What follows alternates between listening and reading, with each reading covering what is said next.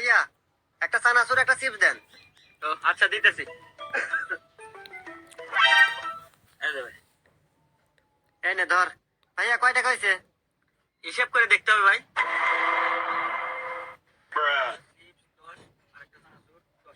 মোট 1010 টাকা ভাই। আচ্ছা দিতেছি ভাই, এই নেন। এ ভাই এনে না 10 টাকা দিলেন মাত্র। 10টা মানে কি কর? আমি হিসাব করে দিই, খাতা কলম দেন। এই ধর তো।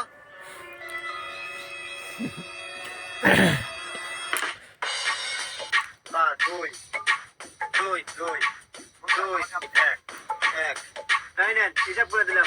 টাকা হয়েছে 5221 দিছি আপনাকে। এখন 4221 ফেরত দেন।